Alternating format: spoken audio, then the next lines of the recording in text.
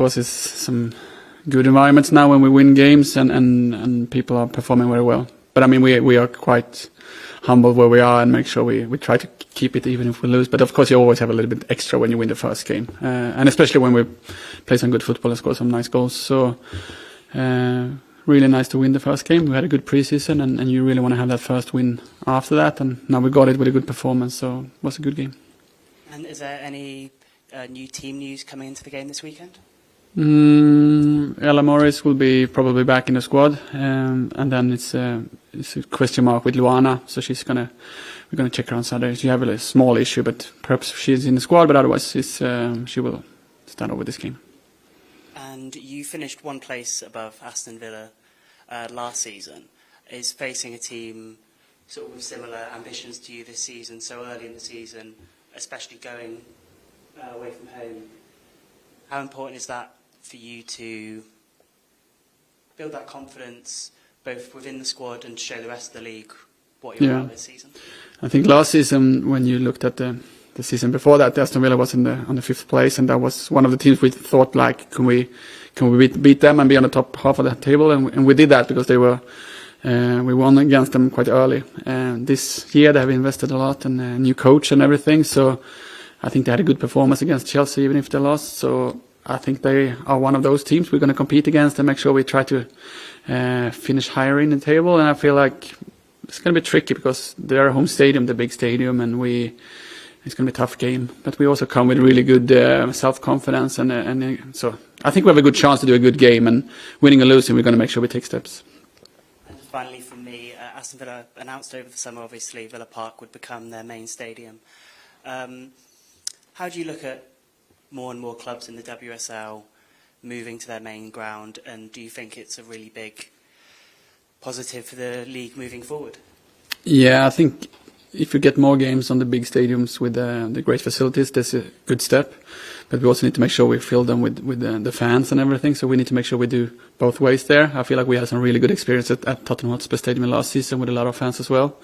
And we have a strategy how we want to improve there and have more fans and more games over the next upcoming years. So I'm not against it. I'm very positive to that, and I feel like it's a good step for the players, for the fans, for media, for the television. Because when you look at the game, it's much higher quality of those products, and I think that's the stage they should be at because the players are on that level now. Thanks. Okay, thank you. We'll move to questions on the online feed. Coming first to Dan Pentland.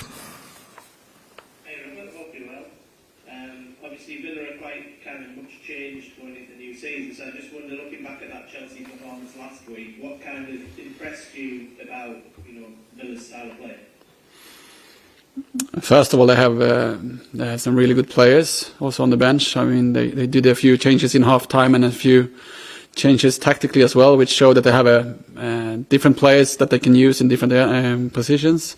They obviously have a coach that can handle flexibility in the tactics. They got some good chances in the end as well, so I think they competed with Chelsea for the whole game. So, I mean, they show they have quality players, a talented coach. So, I mean, it's going to be a very tough game. But we also show that we are a good team. The second year we are actually working together now, so I feel like it's going to be a very interesting game, and hopefully we can find a way to win it. I think it was 4 different goal scorers for yourselves last weekend. How satisfying is that for you? You know, particularly bearing the fruit of what you've done in pre-season. I mean, sometimes you want to have one goal scorer who scored 3 goals and build that self-confidence, but I think if you spread it out and you create chances like we did, I'm very happy with that, because now we spread it out on different players with different roles in the team.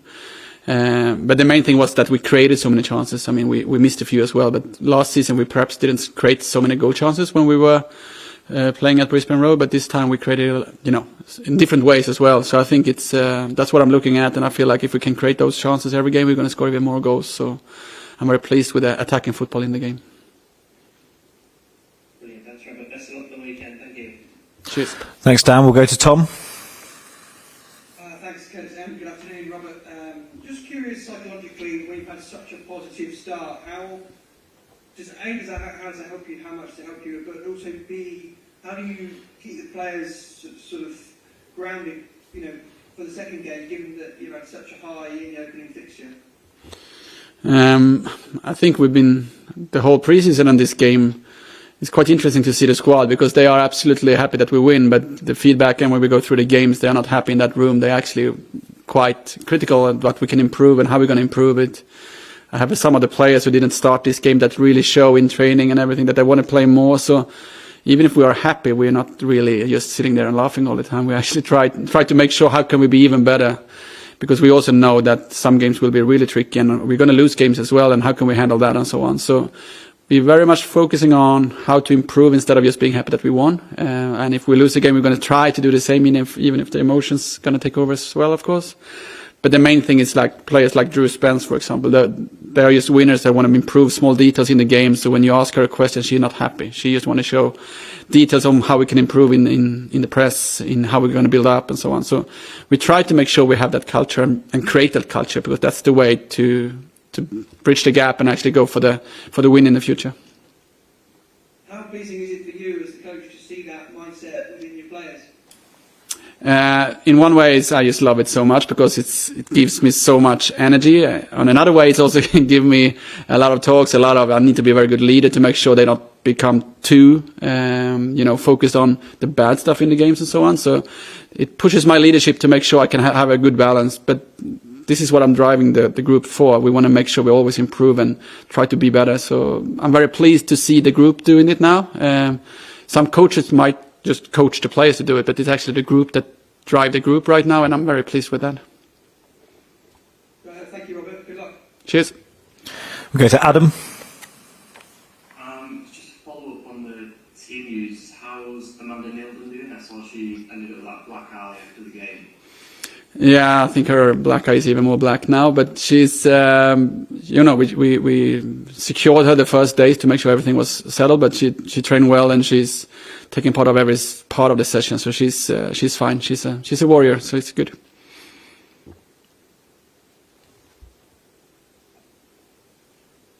Thanks, Adam. Alex? Just on Matilda Vinda, she didn't play on Sunday, so I was just wondering how she performed in pre-season and gym training, and could Sunday be the moment where she makes her first appearance this season? Yeah, I think it's that's the strength we have now. We have quite many players in the positions that actually show some really good attitudes, and I think the pre-season she had some really good moments, and then some moments where, I mean, she was not bad at all, but more like Lena has. I think she scored 3 goals in the preseason, and Anna came on and also did some good stuff. So it's depending on the games and the phases of the game, you need to take decisions. It's not always that you don't bring her on because she is bad. It's actually I'm bringing Lena on because she deserved to get some minutes in this game. And then of course Matilda is not happy about that, and then I have talks with her, and then she trained really well this week, so I think she have a good chance to play this week. And so that's also my job, to make sure I try to find ways with all the players, because we have so many different players in different ways to compete this season. And just ahead of Villa on Sunday, last season you picked up more points away from home than you did at home, I think 16 to 15. Do you kind of pay attention to anything like that, and do you think maybe it shows that the team has a strong mindset to be able to go to more challenging places? Yeah, we actually discussed that in a meeting about goals and visions and where we want to go this season. That we won both games at Tottenham Hotspur Stadium, but we actually only won 2 games, I think, at Brisbane Road, which doesn't sound so good when you say it out loud. So that's one of the aims this season, to make sure we become stronger at that home ground, that we make sure we have the power of actually winning some more games on that stadium, because that's our home ground and we should be strong there. And I think we performed quite well, but we didn't nail a few of those games last season. So that's one of the smaller goals this season, to make sure we win more games at the home stadium and make sure people come there with fear, basically. Thank you. Best of luck on Sunday. Cheers. Rachel? I want to ask you a little bit about Mighty Roth, who obviously has come into the team only a week or so before the game, and you must have had a lot of confidence in her because she started, played the whole game, had a great game. How quickly has she adapted to sort of, you've always talked about relationships, so sort of building those relationships? The funny part with Mighty, she just first training small-sided games was just like connecting with everybody the way she played, and I mean she obviously speaks English as well, but from first minute on the pitch she's just been brilliant. And you can tell that all the players love to play with her because she gets them and she can get the ball to them and she never loses the ball and she's so good to read the game. And for me then it's like, I just love those players and especially how she can be so consistently good on the ball and play the ball forward so much. So, and then you see the last game with the magic with her and Drew, who is also very intelligent. It gives us so many different types of attacks. So I'm extremely impressed by Maite, I must say. She's on another level. Thanks. And just going from sort of a new player to sort of one of your oldest players, and Ash Neville had a great game as well. This is kind of one of perhaps the first season when she's had real competition at fullback. Are you seeing new things from her as well? And sort of how do you think about her game and the fullback competition? Yeah, I mean, to be honest, last season, like you said, we got to know the squad and everything, and I can be honest, Ash was not a good training player last season, but she was very good in the games. But she was struggling to be consistent in training, and I was struggling to make sure I reached her in training, but then she was really good in the game, so she played anyway.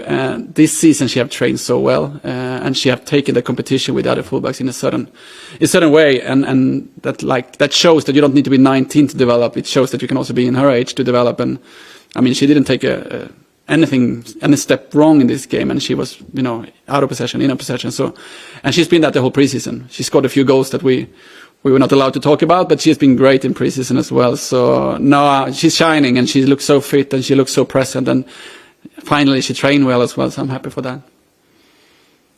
That's great. And just a question about Jessica Naz as well. She started on left wing in that game, and obviously that's where she started at the start of last season. But as the season went on, you played her much more often down the middle. Where do you see her sort of best position and how she fits into the team? I mean, if you look at her, she can definitely be a number 9 in the way we play, and she can definitely be a winger.